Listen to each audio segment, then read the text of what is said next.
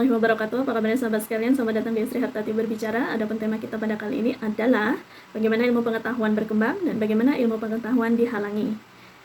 Ilmu pengetahuan berkembang itu ada banyak cara yang bisa ditempuh, namun salah satu cara yang dipilih oleh sebagian besar penduduk dunia adalah jalur sekolah, ya, pendidikan yang difasilitasi melalui wadah yang namanya sekolah.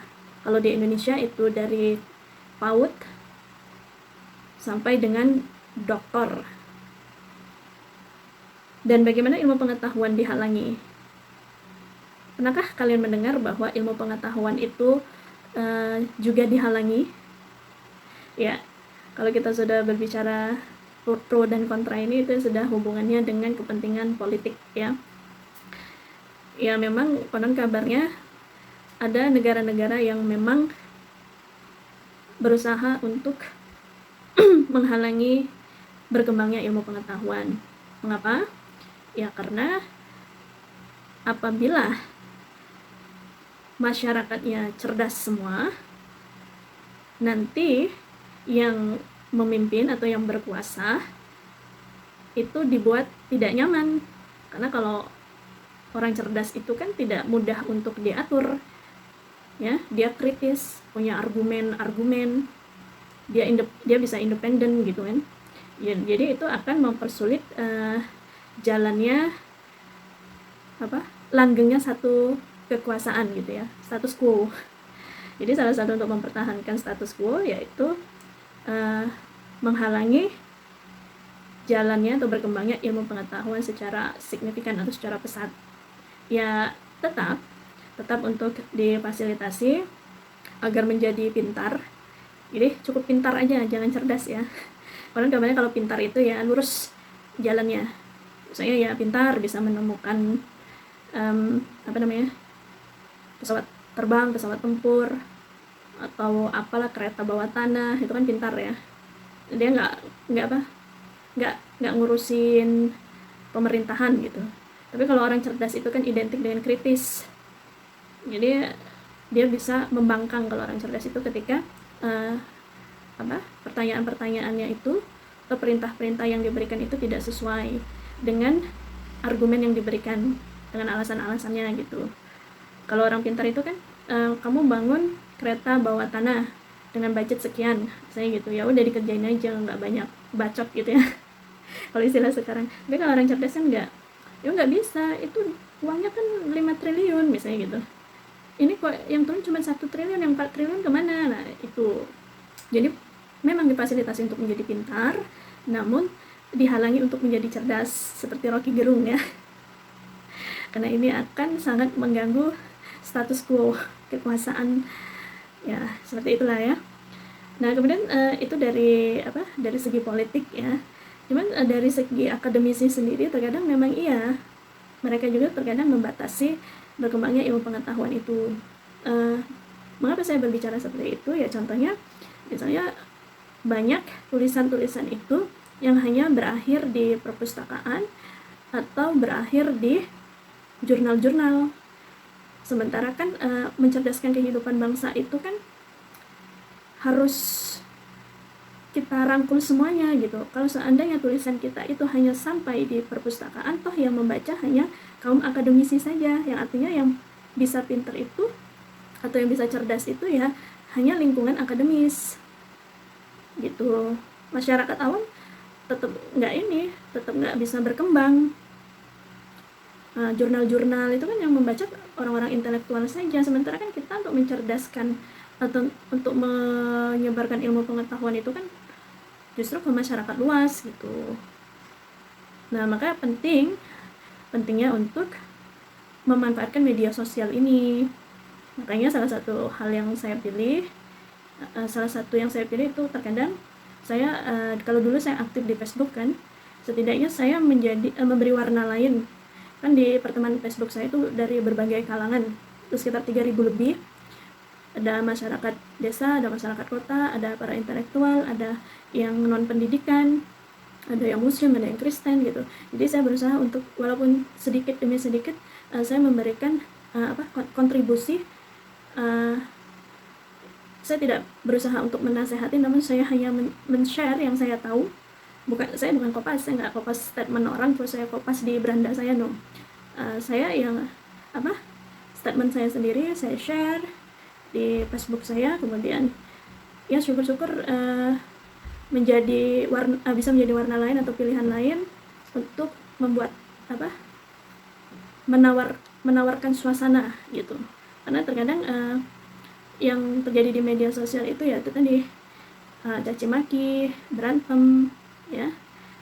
Saya mencoba untuk memberi warna baru gitu ya. Jangan isinya kebanyakan seperti itu. Setidaknya kan kalau misalnya kita share tiap hari di Facebook itu hal-hal yang positif, ya mudah-mudahan walaupun tidak bisa mengubah, mungkin bisa mengurangi keinginan orang lain untuk terus-terusan men-share hal yang negatif. Karena mendapatkan satu energi daya tawar dari statement-statement yang mungkin positif dari saya gitu. Itu salah satu langkah yang saya coba untuk masuk di masyarakat luas melalui Facebook. Cuman pada akhirnya ya karena di situ di situ bercampur aduk ya, ada akademisi, ada teman-teman akademisi, ada teman-teman yang biasa. Terkadang yang saya tuju itu adalah teman-teman di desa, tapi teman-teman di kota yang tersinggung. Terkadang yang kita tuju ada teman-teman tetangga kita atau orang lain, tapi teman-teman di kota misalnya yang di desa yang tersinggung. Jadi banyak seperti itu.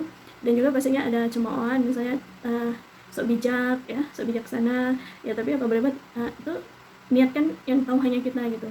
Coba sepertinya untuk akhir-akhir ini saya cukupkan dulu karena sudah beberapa tahun di Facebook itu eksis sekali, mungkin sudah saya cukup ya.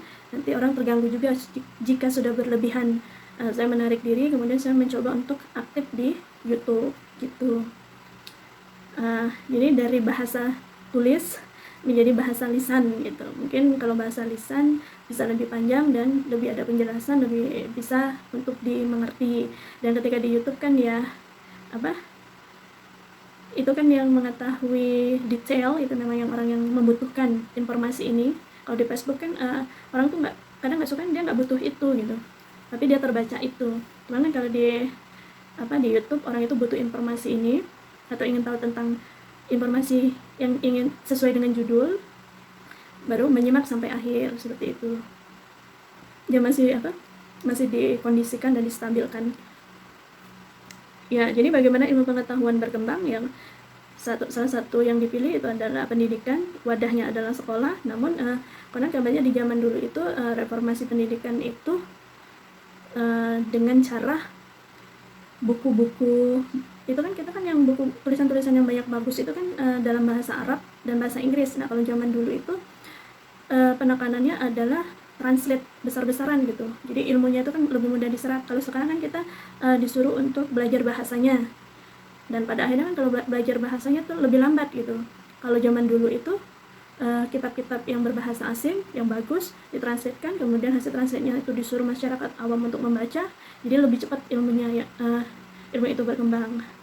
Kalau bagaimana ilmu pengetahuan dihalangi, kalau dari segi akademisi ya bukan dihalangi secara sadar tidak sadar ya, yaitu tadi terjadi pembatasan.